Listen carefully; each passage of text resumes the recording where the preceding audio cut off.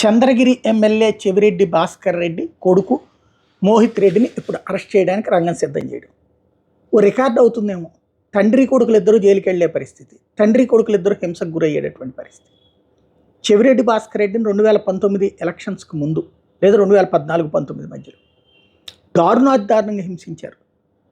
కొట్టుకుంటూ ఊరంతా తిప్పారు, చెన్నై దాకా తీసుకెళ్ళి తిప్పారు, చెవుల్లో రక్తం వచ్చేటట్టు కొట్టారు.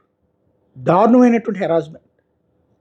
ఆ తర్వాత అధికారంలోకి వచ్చారు, తనకే మంత్రి పదవి ఇవ్వలేదు కాకపోతే తొడా చైర్మన్ ఇచ్చినట్టున్నారు, అట్లా టీటీడీ బోర్డు మెంబర్.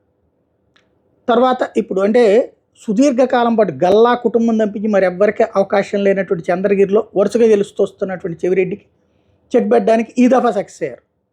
అటు గల్లా కుటుంబం కాకపోతే మరి ఎవరికి వల్ల కాదనుకున్నటువంటి చోట చెవిరెడ్డి గెలవడం ఒక ఎత్తు అయితే, ఇప్పుడు అక్కడ పులివర్తి నాని గెలిచారు. ఇప్పుడు వాళ్ళ అబ్బాయిని టార్గెట్ మోహిత్ రెడ్డి. మోహిత్ రెడ్డి మీద మొదట ఎవరు దాడి చేశారు? ఎలక్షన్ రోజున, ఎలక్షన్కి ముందు రోజున. వాహనాలు తగలబెట్టింది ఎవరు? ధ్వంసం చేసింది ఎవరు? విధ్వంసం జరిగింది ఎవరు? అతని మీద అటాక్ జరిగింది.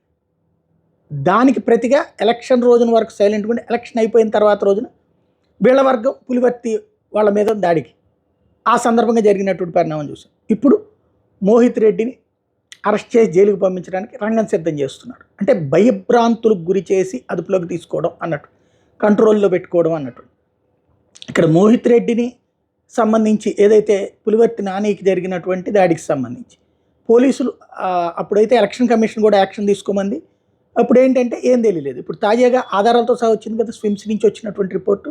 స్విమ్స్ ప్రభుత్వందే కదా ఆసుపత్రి, దొంగ సర్టిఫికెట్లు ఇవ్వడానికి కుదరదు కదా, ఆయన చెప్పినటువంటిది ఏది కాదని తేలింది కదా. అయినా సరే ఇక్కడ కథ నడవబోతుంది. అంటే చట్ట ప్రకారం అయితే అరెస్ట్ చేయాల్సింది, కోర్టు కూడా అడ్డుపడలేదు. కాబట్టి చెవిరెడ్డి భాస్కర్ రెడ్డి తర్వాత కొడుకు మోహిత్ రెడ్డి జైలుకి వెళ్లాల్సిన పరిస్థితి వస్తుంది.